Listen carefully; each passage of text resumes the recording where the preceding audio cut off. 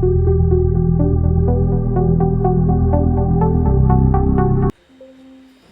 Doctors and welcome to the doctors DNA. आज nervous system 7 में हम पढ़ेंगे ब्रेन डेवलपमेंट के बारे में, जो एम्ब्रायो स्टेज में ब्रेन के डेवलपमेंट कैसी होती है।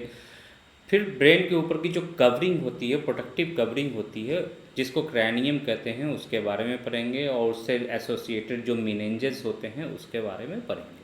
देन सेरिब्रो स्पाइनल फ्लूइड के बारे में पढ़ेंगे और ब्लड ब्रेन बैरियर के बारे में पढ़ेंगे। सो वीडियो थोड़ा लंबा होने वाला है, आराम से मैं जल्दी करने की कोशिश करूँगा, ठीक है। तो ब्रेन एंड कार्नियल नर्व्स का काम क्या होता है कि ये हमारे बॉडी में ना एक तरह का होम्योस्टैटिस को मेंटेन करते हैं। मतलब सेंसरी इनपुट आया, उसको इंटीग्रेट किए, इंफॉर्मेशन को इंटीग्रेट करके एक डिसीजन लिया और डिसीजन को एग्जीक्यूट किया। यही काम है ब्रेन और उनके कार्नियल नर्व्स का, ठीक है। डेवलपमेंट ऑफ ब्रेन की अगर हम बात करें तो ब्रेन की जो डेवलपमेंट है वो एम्ब्रायो स्टेज में न्यूरल क्रेस्ट से होती है, न्यूरल ट्यूब से होती है, सॉरी एक्टोडर्मल न्यूरल ट्यूब से होती है। ब्रेन और स्पाइनल कॉर्ड की जो जनरेशन होती है वो इससे होती है। तो आउटर वॉल जो होता है ब्रेन का, यहाँ पर आप देख सकते हो,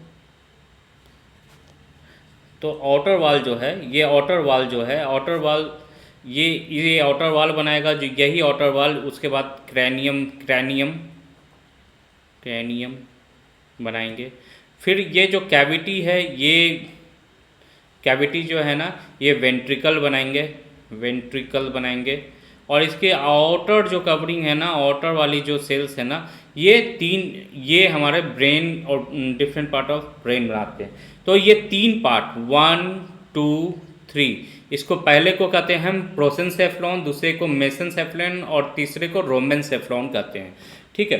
प्रोसेनसेफ्लॉन फर्दर डिफ्रेंशिएट हो जाता है और डिफ्रेंशिएट होकर टेलेनसेफ्लॉन एंड डायनसेफ्लॉन बनाता है। टेलेनसेफ्लॉन सेरेब्रम को बनाता है, सेरेब्रल हेमिस्फीयर्स को ये टेलेनसेफ्लॉन बनाते हैं। उसके बाद डायनसेफ्लॉन जो क्या बनाते हैं, थैलेमस, हाइपोथैलेमस, एपिथैलेमस, इसको बनाते हैं। जो मेसेनसेफ्लॉन है, इसका काम सिर्फ शुद्ध मिड ब्रेन को बनाना है, ये सिर्फ मिड ब्रेन को ही बनाते हैं। देन रोमेनसेफ्लॉन फर्दर डिफ्रेंशिएट हो जाता है प्रोसेनसेफ्लॉन की तरह, और वो बनाते हैं मेटेनसेफ्लॉन एंड माइलिनसेफ्लॉन। मेटेनसेफ्लॉन एंड माइलिनसेफ्लॉन ये क्या बनाता है, मेटन जो है वो बनाता है pons and cerebellum, and myelin बनाता है मेडुला ऑब्लंगाटा, ठीक है। अब फोर्थ वेंट्रिकल जो होता है ना, ये मेटेनसेफ्लॉन एंड माइलिनसेफ्लॉन दोनों को मिला के बनाया जाता है, ठीक है। मेसेनसेफ्लॉन में कोई वेंट्रिकल नहीं होता है, वो सिर्फ एक डक्ट होता है, जिसको एक्विडक्ट ऑफ मिड ब्रेन कहते हैं, जिससे कि थर्ड वेंट्रिकल से फोर्थ वेंट्रिकल में स्पाइनल CSF जाता है। और फर्स्ट और सेकेंड जो वेंट्रिकल होता है उसको लैटरल वेंट्रिकल कहते हैं। वो लैटरल वेंट्रिकल कौन बनाता है, वो टेलेनसेफ्लॉन बनाते हैं, ठीक है। अब आगे बढ़ते हैं, तो ये सारी बातें यहीं पर लिखी हुई है जो मैंने आपको बताया। देन अब बात करते हैं कि the protective structure of the brain, तो वो क्या है। मोस्ट ऑफ द ब्रेन का जो बोन है ना, वो बोन और एसोसिएटेड कनेक्टिव टिश्यू और मेनिंजियल मेम्ब्रेन, ये एराइज कहाँ से होते हैं, एक्सपेंडेड न्यूरल क्रेस्ट टिश्यू से एराइज होते हैं। अब आप कहोगे कि सर न्यूरल क्रेस्ट टिश्यू क्या है, तो देखिए न्यूरल क्रेस्ट टिश्यू क्या होता है। जब एम्ब्रायोनिक डेवलपमेंट होता है ना, तो neural crest is a group of cells that arise during embryonic development from the ectoderm layer and migrate to various locations in the developing body, where they differentiate into a diverse range of cell types including neurons, glial cells, smooth muscle cells, and bone and cartilage cells. Neural crest cells play important role in formation of nervous system, the skeleton, the various other tissue and organs. So ये neural crest के बारे में हम बहुत ही detail में पढ़ेंगे, कहाँ, embryology में, जब हम एम्ब्रायोलॉजी पढ़ेंगे। तो अभी आपको एक मोटा बता दिया। आगे चलते हैं ब्रेन स्टेम। ब्रेन स्टेम किसको कहते हैं, तो भाई ब्रेन स्टेम ना 3 चीज़ों से बनता है, medulla oblongata, pons and midbrain. इसको ब्रेन स्टेम क्यों कहते हैं? क्योंकि ये तीनों पर ही ना हमारा पूरा ब्रेन अटैच रहता है। सेरेब्रम भी अटैच है, सेरेबेलम भी अटैच है, स्पाइनल कॉर्ड भी अटैच है। इसी 3 स्ट्रक्चर पे पूरा का पूरा ब्रेन का जो सिस्टम है ना वो अटैच रहता है, इसलिए इसको स्टेम कहते हैं। ठीक है। अब डायंसेफ्लॉन ये बना रहता है थैलेमस, हाइपोथैलेमस एंड एपीथैलेमस का। ठीक है। आप थैलेमस, हाइपोथैलेमस एंड एपीथैलेमस ये तीनों बहुत इंपॉर्टेंट रोल प्ले करते हैं हमारे बॉडी में, क्योंकि सारे हार्मोन्स का रेगुलेशन, ऑलमोस्ट 90% हार्मोन्स का रेगुलेशन इनके ही हाथ में होता है। ठीक है। हमारा मूड फ्लक्चुएशन, टेम्परेचर वगैरह सब कुछ इन्हीं के हाथ में होता है। ठीक है। तो brain stem midbrain pons and medulla oblongata इनसे बनता है। आगे चलते हैं। Covering, protective covering of the brain. तो protective covering of the brain जो होता है वो 3 तरीके के कार्नियल मेनिंजेस होते हैं। पहला होता है आउटर, सबसे आउटर जो होता है उसको हम ड्यूरा मैटर कहते हैं, मिडिल को आर्कनोइड मैटर और इनर को पिया मैटर।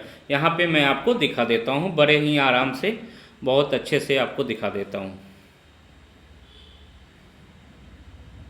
ठीक है। तो ये देखिए,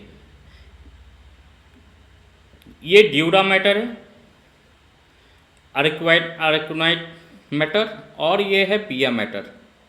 अब इस जो श्रृंखला है इसको याद कैसे रखेंगे? तो इसको याद रखेंगे एक बहुत सिंपल सा तरीका है। जो प्रिय है, जो पास में है, ब्रेन के जो बहुत पास में है वो प्रिय है, इसलिए पिया है। वो मेरा पिया घर आया हो राम जी, तो वो ब्रेन के सेल्स के जो बहुत पास है वो है पिया मैटर, उसके ऊपर आर्कनोइड मैटर, उसके ऊपर ड्यूरा मैटर। ये 3 मेनिंजेस हैं जो ब्रेन को कवर करते हैं। अब इनका डिफरेंट काम भी है। ठीक है। लेकिन ये जो ड्यूरा मैटर होता है ना, ये 2 लेयर का होता है, और दोनों लेयर हमेशा सटे पूरे ब्रेन में घूमते हैं। बस यहाँ कुछ जगहों में, जैसे कि इस जगह में है ना, 1 मिनट, जैसे कि इस जगह पे यहाँ पर ये जो है ना, इनका जो ड्यूरा मैटर है ना वो अलग होते हैं। ये भी अलग होने का भी यहाँ पे एक मैकेनिज्म है। ये जो स्पेस बनता है ना, इसको ड्यूरल साइनस कहते हैं। यहीं से सेरेब्रो स्पाइनल फ्लूइड का आदान प्रदान होता है। ठीक है। तो इसलिए ये स्पेस बहुत इंपॉर्टेंट है। ठीक है। उसके बाद ये पेरिस्टियल लेयर जो है, ये जो लेयर जो है ना, ये बोन की जो लेयर है, ठीक है, ये सब पेरिओस्टियल लेयर हैं। ठीक है। और इसके बाद यही जो ये ड्यूरल सेप्टा, ये जो ड्यूरा मैटर है ना, यही अंदर चला जाता है और ब्रेन को जो सेरेब्रम है उसको 2 पार्ट में डिवाइड कर देता है। ठीक है। आगे पढ़ेंगे, जिसको सेरेब्रल फ्लेक्स सेरेब्रिक कहते हैं। तो 2 पार्ट में सेरेब्रम को डिवाइड भी करता है। ठीक है। So the outer part has 2 layers. जैसा कि मैंने बताया कि आउटर पार्ट के पास 2 लेयर होते हैं। ठीक है ना, इसके पास 2 लेयर होते हैं। Periosteal layer which is external, ये बाहर है। Meningeal layer which is internal, meningeal internal होता है। ठीक है। Dural layer around the brain are fuse together except where they separate to enclose dural venous sinus that drain venous blood from brain and deliver it to the internal jugular veins। तो मैंने जैसा कि बताया था आपको कि इसका बहुत इम्पोर्टेंट है। ये कहाँ है ना, ये ब्रेन, इसका काम क्या है, ये जो जगह है ना, इसी जगह पर ना जो ब्रेन, जो वेनस ब्लड है ना ब्रेन का, जो ब्रेन से जो वेनस ब्लड आ रहे हैं, ठीक है, वहाँ वो यहाँ से ही जाते हैं इंटरनल जुगुलर वेन्स में। ठीक है ना। तो blood vessel that inter brain tissue pass along the surface of the brain and as they penetrate inward where they are seated by a loose fitting sleeve of pia mater। ठीक है। 3 extensions of dura mater separate parts of the brain। ठीक है। अब जो ये 3 extensions of dura mater है ना, ये जो पार्ट ऑफ द ब्रेन है उसको सेपरेट करते हैं। कैसे कैसे? तो एक तो फ्लैक्स सेरिब्री होता है, ये देखिए ये वाली जो पार्ट है, इस पार्ट को अगर हम थोड़ा सा जूम कर दें, ठीक है ना, ये वाला पार्ट जो है, ये पार्ट को अगर थोड़ा सा जूम करें तो यहाँ पर ऐसे दिखेगा। तो सबसे ऊपर में तो स्किन दिख गया भाई, चलो ठीक है, स्किन दिख गया। स्किन के यहीं पर बाल वाल आपको ऐसे ऐसे बाल मिलेंगे, ठीक है। उसके बाद पेराइटल बोन मिल गया जो स्कल है। अब ये दो हेमिस्फीयर, ये पहला हेमिस्फीयर, ये दूसरा हेमिस्फीयर, ये दो हेमिस्फीयर के बीच में ये जो त्रिकोण टाइप का आपको दिख रहा है ना, ठीक है, इसी जगह पर ना सारा ब्रेन का ना, ब्रेन के से जो ब्लड आता है ना, उसका आदान प्रदान होता है, ठीक है। अब ये जो मैटर है इसको हम देखो, ये मैंने बोला था ड्यूरा मैटर जो है वो दो लेयर का होता है, ये है पहला लेयर, ये है दूसरा लेयर, ठीक है। ये जनरली ब्रेन में पूरे सट सट के चलते हैं एकदम, लेकिन यहाँ पर, यहाँ साइनस में आके ना ये अलग हो जाते हैं, जिसके कारण से ये अंदर से ना ये ब्लड वेसल्स आए और यहाँ से एक्सचेंज पॉसिबल हो पाता है, ठीक है। ये है आर्कनोइड मैटर, ठीक है। और ये जो सबसे नज़दीक है वो है पिया मैटर, ये है ब्रेन सेल्स। ये जो है ना, ये आपको मैं दिखा रहा हूँ जो ये, ठीक है, ये जो है, या आप ये कह लें,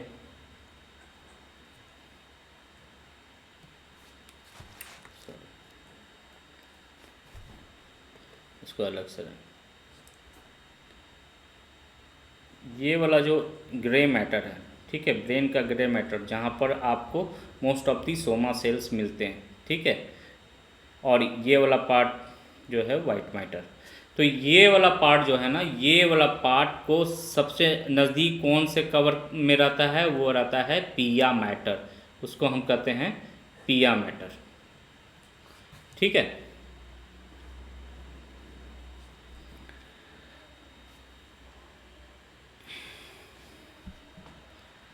अब यहाँ पर आपको बहुत अच्छे से दिख जाएगा, ठीक है, कि ये जो ब्रेन को ना दो पार्ट में, जो फ्लैक्स सेरिब्री है,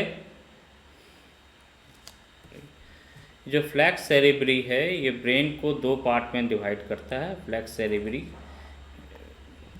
दो हेमिस्फीयर में डिवाइड कर देता है, ठीक है। फिर फ्लैक्स सेरेबेली जो है, ये वाला, ये किसको डिवाइड करता है? ये सेरेबेलम, सेरेबेलम, यहाँ पीछे में दो सेरेबेलम है ना, इसको 20 से जो है ना, सेरेबेलम को 20 से डिवाइड करने वाला कौन काम करता है? फ्लैक्स सेरिबेली ही करता है। और फिर जाकर जो हमारा सेरेब्रम है, यहाँ ऊपर से सेरेब्रम और इधर से सेरेबेलम, इसके बीच में, मतलब ये देखिए, ये जो पार्ट हो गया, एक मिनट रंग बदल दूँ, इसको हाईलाइट कर देता हूँ। तो ये देख लीजिए, ये मान लीजिए ये पार्ट जो है ना, ये पार्ट है हमारा सेरेबेलम, सेरेब्रम, सेरेब्रम है, सेरेब्रम हेमिस्फीयर है। और ये वाला जो पार्ट है ना, ये वाला पार्ट को हम ग्रीन से ले लें, तो ये वाला पार्ट जो है, अगर हम इस पार्ट की कहें, ठीक है, इस पार्ट की, तो ये है हमारा सेरेबेलम।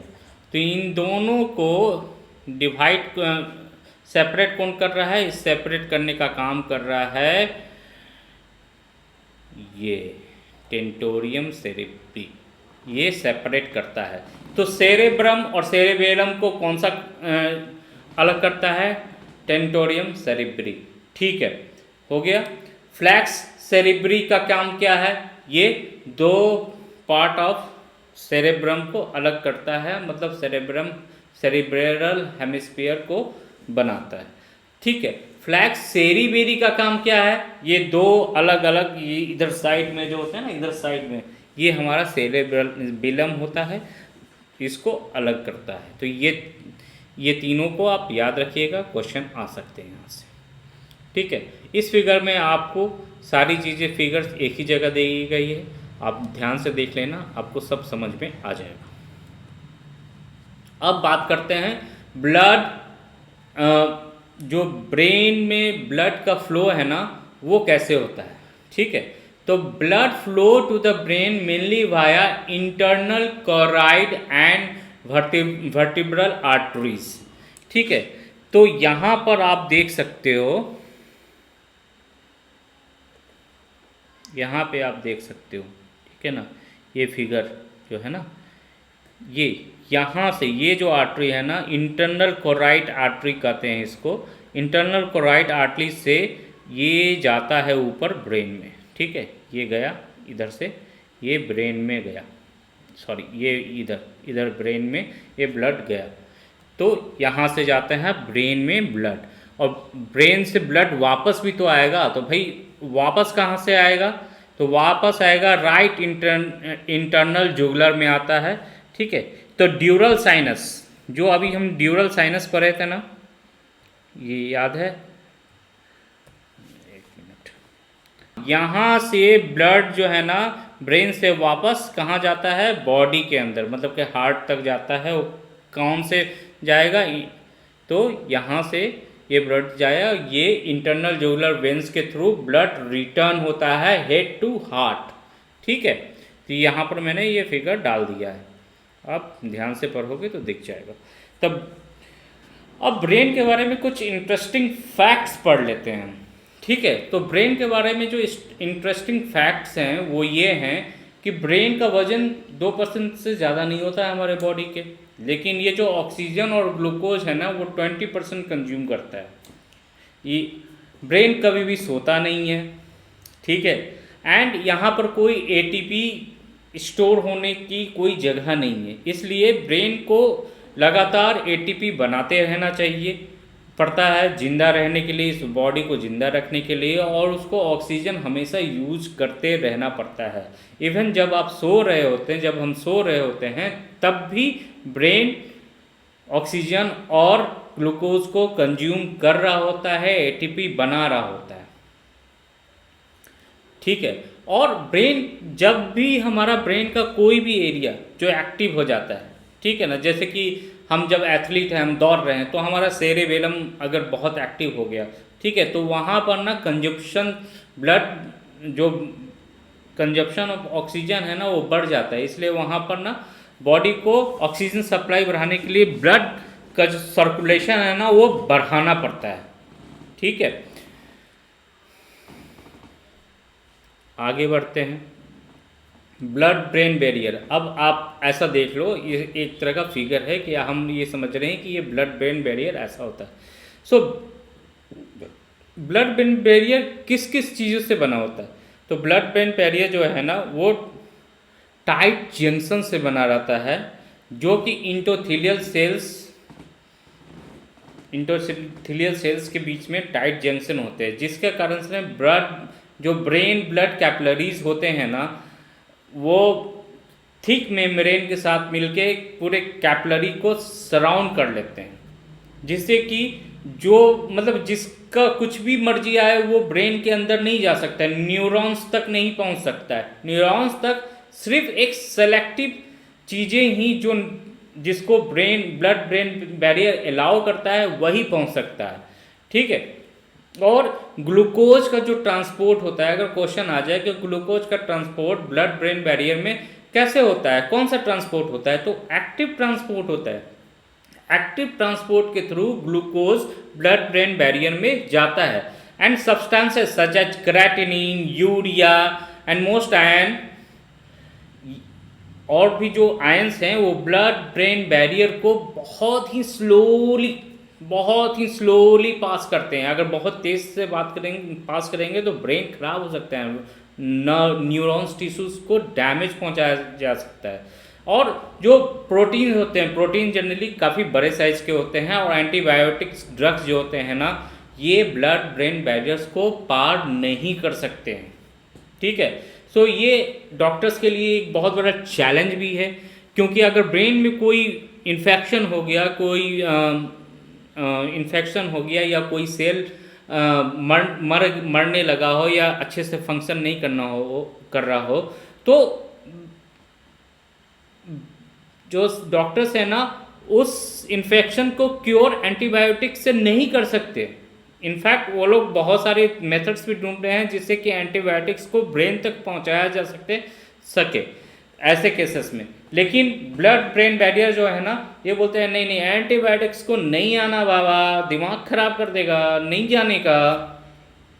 ठीक है, तो लिपिड सॉल्युबल सब्सटेंस ऑल्दो जो है ना, such as oxygen, carbon dioxide, alcohol and most anaesthetic agent जो होते हैं, they are able to cross the brain tissue freely. ठीक है,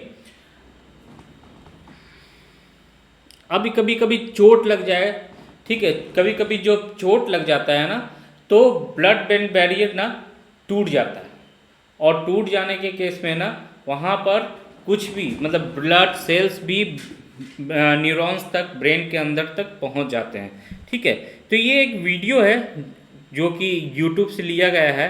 मैं ये वीडियो को पूरा नहीं चलाऊँगा, बट थोड़ा सा आपके लिए चला देता हूँ। जैसा कि आप देख रहे हो ये ब्रेन है, ब्रेन के अंदर ये न्यूरॉन्स हैं।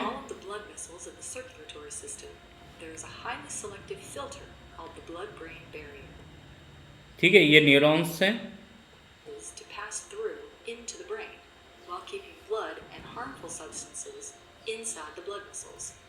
The barrier is made up of several components, the first of which is the tight junctions between endothelial cells, restricting much of what can pass through them. तो पहला तो टाइट जंक्शन है जो endothelial sales के बीच में होता है। दूसरा है पेरिसाइट सेल लेयर होता है, जो उसके ऊपर से मेम्ब्रेन, बेसमेंट मेम्ब्रेन होते हैं, और उसके ऊपर से एस्ट्रोसाइट्स सेल्स जो होते हैं ना, उसको कंट्रोल करते, ऊपर से ब्रेन को छा देते हैं, जिसके कारण से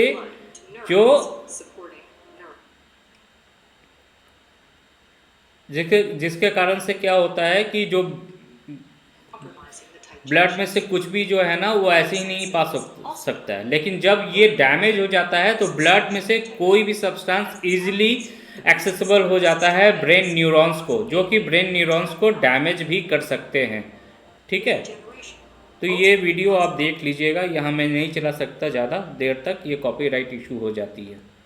ठीक है, नाउ अब हम बात करते हैं सेरेब्रोस्पाइनल फ्लूइड की। तो सेरेब्रोस्पाइनल फ्लूइड क्या होता है? ये एक कलरलेस लिक्विड होता है। ठीक है, प्राइमरी ऑफ वाटर और small amount of oxygen, glucose and जो भी अदर केमिकल्स हैं जो ब्रेन को नीडेड होते हैं उसका बना रहता है। ठीक है, ये क्या है, कंटिन्यूसली सर्कुलेट होते रहता है। ठीक है, आप यहाँ देख सकते हो कि यहाँ पर ये कंटिन्यूअस सर्कुलेशन होते रहता है इसका। ठीक है, एंड इसकी जो अमाउंट होता है वो 80 to 150 मिलीलीटर होता है, और बॉडी में जितना ये यूज होता है उतना ही ये, जितना ही ये कंज्यूम होता है उतना ही ये डेली पैदा भी होता है। ठीक है, उतना ही सिक्रीट भी होता है, इसलिए ये इसकी जो अमाउंट है ना वो मेंटेन रहती है।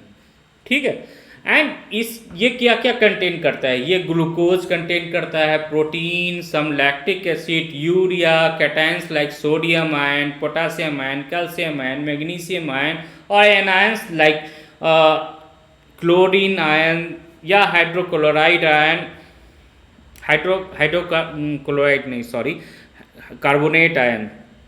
ठीक है, ये सब कंटेन करता है। थोड़े मात्रा में वाइट ब्लड सेल्स भी पाए जाते हैं सेरेब्रोस्पाइनल फ्लूइड में। ठीक है, अब सेरेब्रोस्पाइनल फ्लूइड के बारे में भी एक वीडियो में आपको दिखा देता हूँ। ठीक है, ज़्यादा ज़्यादा नहीं दिखा पाऊँगा इस वीडियो को भी। तो ये ब्रेन है, सेरेब्रोस्पाइनल फ्लूइड है ब्रेन का। ठीक है, ये ब्रेन का सेरेब्रोस्पाइनल फ्लूइड है जो कि आउटर कवरिंग ऑफ ब्रेन में ये सर्कुलेट होता है। इसका फंक्शन क्या है? इसका फंक्शन है मैकेनिकल प्रोटेक्शन प्रोवाइड करता है। ठीक है, फिर इंट्राक्रैनियल प्रेशर को ये मेंटेन करता है, और वो सब अरेक्नोइड स्पेस में CSF में तैरता रहता है, और ब्रेन के अंदर भी CSF पाए जाते हैं जो कि वेंट्रिकल में पाए जाते हैं। ठीक है, ये वेंट्रिकल होते हैं ब्रेन में जहाँ पर CSF पाए जाते हैं। ठीक है, आप देख रहे हो ये वेंट्रिकल अंदर में और बाहर में सब अरेक्नोइड स्पेस है जहाँ पर CSF पाए जाते हैं, जिसमें ब्रेन हमारा तैरता रहता है।